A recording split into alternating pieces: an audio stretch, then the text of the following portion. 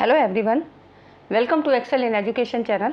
Friends, आज के इस वीडियो में हम लोग बात करेंगे आपके नेट पेपर फर्स्ट ईवीएस का जो है पीपल डेवलपमेंट एंड एनवायरनमेंट, ये आपका यूनिट है।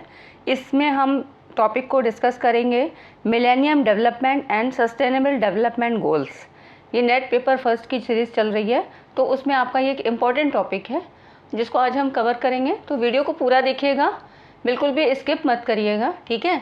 और इसके पहले भी नेट पेपर फर्स्ट के मैंने बहुत सारे इंपॉर्टेंट टॉपिक्स डाल दिए हैं वीडियोस, तो आप प्लेलिस्ट में जाके उनको देख लीजिएगा, आपके लिए हेल्पफुल होंगे। तो ठीक है फ्रेंड्स, चलिए स्टार्ट करते हैं। हम ये देखते हैं कि मिलेनियम डेवलपमेंट और सस्टेनेबल डेवलपमेंट इनकी क्या भूमिका थी। तो मिलेनियम डेवलपमेंट क्या था? मिलेनियम डेवलपमेंट वर्ष 2000 में न्यूयॉर्क में संयुक्त राष्ट्र मुख्यालय पर हुई मिलेनियम डेवलपमेंट की एक बैठक में विकास संबंधी 8 उद्देश्यों को स्वीकार किया गया, जिन्हें मिलेनियम डेवलपमेंट गोल्स के नाम से जाना जाता है। तो मतलब ये समझिए कि मिलेनियम डेवलपमेंट गोल्स क्या थे। तो संयुक्त राष्ट्र महासभा द्वारा वर्ष 2000 में इसके फ्रेम को स्वीकार किया गया था, लेकिन इसके जो लक्ष्य रखे गए थे वो 1990 के स्तर पर इनकी गणना की गई थी। ये जो MDGs थे ये 2015 तक के लिए थे। 2000 से 2015 तक के लिए उनकी राष्ट्रीय विकास रणनीतियों का एक रिपोर्ट तैयार किया गया था, ठीक है। तो इस तरह से विभिन्न प्रकार के विषयों को रखा गया था और इसके अंतर्गत 8 गोल और 18 टारगेट रखे गए थे। तो इसमें 8 विकास लक्ष्य रखे गए थे और 18 टारगेट थे, ठीक है। तो ये हो गया आपका। और इसमें उस समय के 189 सदस्य राष्ट्रों और 22 अंतर्राष्ट्रीय संस्थाओं ने 2015 तक ये कुछ लक्ष्य थे इनकी प्राप्ति के लिए संकल्प लिया था। तो ये यहाँ पे 8 लक्ष्य थे। देखिए, भूखमरी और गरीबी को समाप्त करना, फिर है सार्वजनिक प्राथमिक शिक्षा, लिंग समानता तथा महिला सशक्तिकरण। नेक्स्ट है फोर्थ पॉइंट है शिशु मृत्यु दर घटाना, और 5th है मातृत्व स्वास्थ्य को बढ़ावा देना। 6th HIV और एड्स, मलेरिया तथा अन्य बीमारियों से छुटकारा पाना। 7 पर्यावरण सततता। 8वां है इसका वैश्विक विकास के लिए संबंध स्थापित करना। तो भारत ने इन लक्ष्यों में से HIV, एड्स, गरीबी, सार्वजनिक शिक्षा तथा शिशु मृत्यु दर में निर्धारित मानकों को 2015 तक पूरा कर लिया है, जबकि अन्य लक्ष्य जो रह गए हैं उनमें अभी भारत उसकी जो है रैंकिंग काफ़ी पीछे है। तो ये इस तरह से इसके 8 लक्ष्य हो गए। तो आपने मिलेनियम डेवलपमेंट गोल्स के बारे में जाना। अब हम देखते हैं सस्टेनेबल डेवलपमेंट गोल्स ये क्या थे।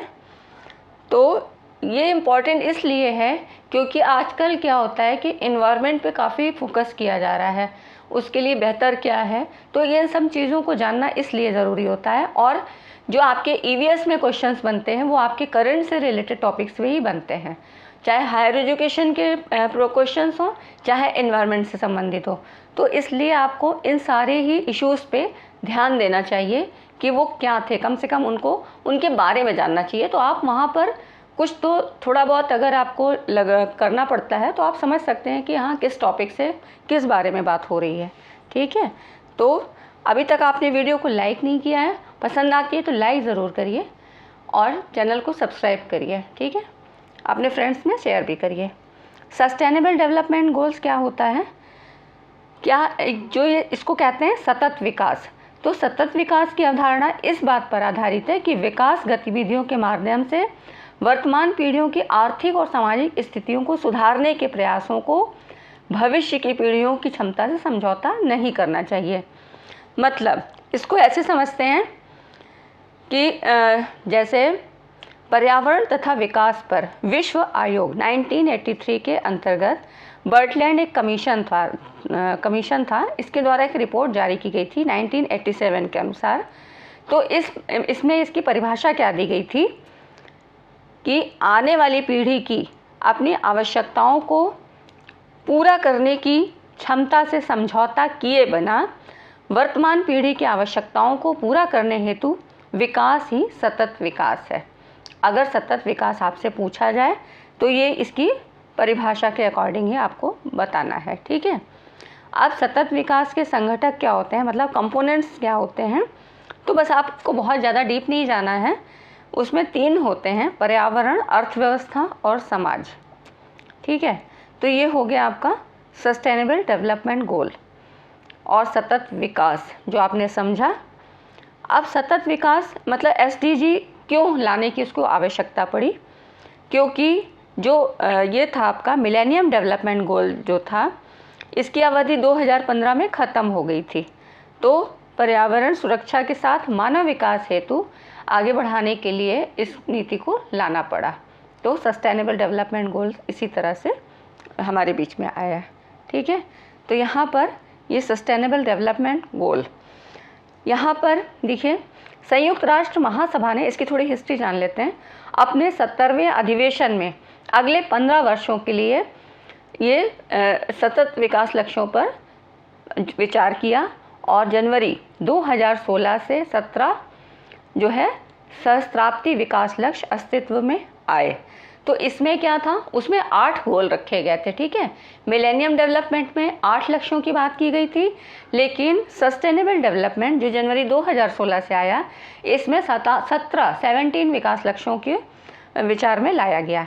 इस लक्ष्य की अवधि क्या है, 2015 से 2030 तक चलेगा। ठीक है, तो SDG को लागू करने के लिए कानूनी रूप से कोई बाध्यता नहीं है, लेकिन इसमें अंतर्राष्ट्रीय दायित्व और देशों की घरेलू व्यय प्राथमिकताओं में बदलाव की काफ़ी संभावना है। तो कुछ इसमें फ्लेक्सिबिलिटीज़ हैं। ठीक है, तो 17 लक्ष्यों और 169 उद्देश्यों के साथ SDG सस्टेनेबल डेवलपमेंट गोल निरंतर समग्र और समान आर्थिक विकास को बढ़ावा देना, सभी के लिए अधिक अवसर सृजित करने, असमानता कम करने, रहन सहन के मूलभूत स्तर में सुधार, समान सामाजिक विकास को बढ़ावा और समावेशन, और प्राकृतिक संसाधन और पारिस्थितिक प्रणाली के समेकित और निरंतर प्रबंधन को बढ़ावा देना चाहता है। ये इसके लक्ष्य हुए कि वो इसके अंतर्गत क्या क्या चीज़ें की जाएंगी। तो यहाँ पर देखिए 17 लक्ष्य कौन कौन से थे। इसको कहा गया संयुक्त राष्ट्र का एजेंडा 2030 इस तक इसकी अवधि है, तो यही इसको कहा गया है 17 विकास लक्ष्य। इसमें लक्ष्य कौन कौन से थे, विश्व भर से गरीबी के सभी रूपों की समाप्ति, गरीबी को ख़त्म करना, कहा भी है ना, परिभाषा के अनुसार कहा भी है, भूख की समाप्ति, खाद्य सुरक्षा और बेहतर पोषण और टिकाऊ कृषि को बढ़ावा। तीसरा है सभी आयु के लोगों में स्वास्थ्य सुरक्षा और स्वस्थ जीवन को बढ़ावा। चौथा है समावेशी इंक्लूसिव एजुकेशन की बात कर रहा है और न्याय संगत गुणवत्ता युक्त शिक्षा सुनिश्चित करने के साथ ही सभी को सीखने के अवसर देना। सभी को सीखने के अवसर की बात करता है। लैंगिक समानता के साथ ही महिलाओं और लड़कियों को सशक्त करना, सभी के लिए स्वच्छता और पानी के सतत प्रबंधन की उपलब्धता सुनिश्चित करना। फिर है 7वां सस्ती, विश्वसनीय, टिकाऊ और आधुनिक ऊर्जा तक पहुंच सुनिश्चित करना। 8वां है सभी के लिए निरंतर समावेशी और सतत आर्थिक विकास, पूर्ण और उत्पादक रोजगार और बेहतर कार्य को बढ़ावा देना।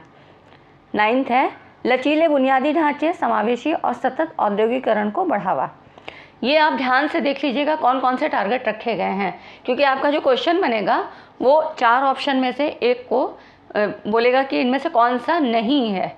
तो ये लक्ष्य थोड़े से याद रखने चाहिए, सतत विकास लक्ष्य के ज़्यादा पूछे जाते हैं। 10वां है देशों के बीच और भीतर असमानता को कम करना।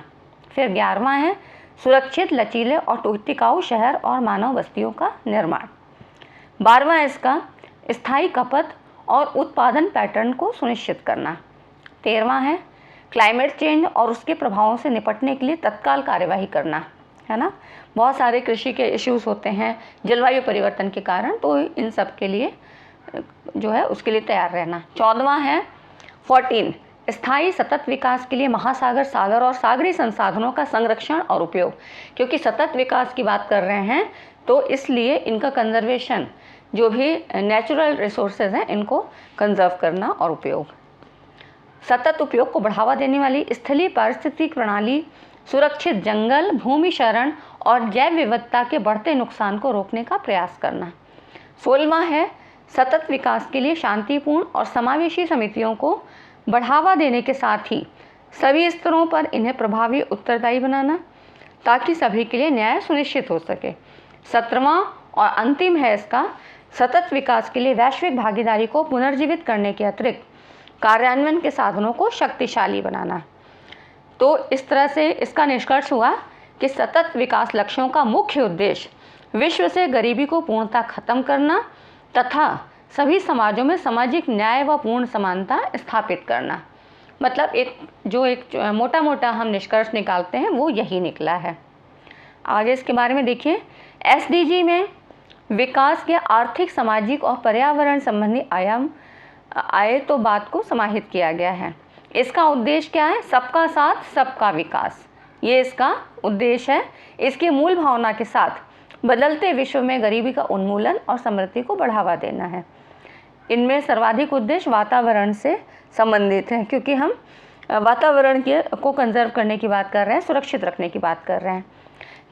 नेशनल इंडिकेटर फ्रेमवर्क NIF राष्ट्रीय स्तर पर SDG के प्रकृति के बारे में परिणाम आधारित निगरानी और जानकारी देने में सहायता करेगा। तो इसका जो सहयोगी होगा वो कौन सी है?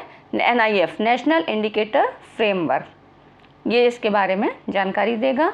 और ministry of statistics and programme implementation के सचिव इन उद्देश्यों की प्राप्ति के लिए उत्तरदायी होंगे कि कौन कौन से उद्देश्य मिले और टारगेट को पूरा किया जा रहा है या नहीं, इन सब की देखभाल ये करेंगे। ठीक है, तो यहाँ पर यह हमने देख लिया millennium of development and sustainable development goals के बारे में, और यहाँ से क्वेश्चन बनता ज़रूर है। ठीक है फ्रेंड, तो आज की वीडियो में बस इतना ही।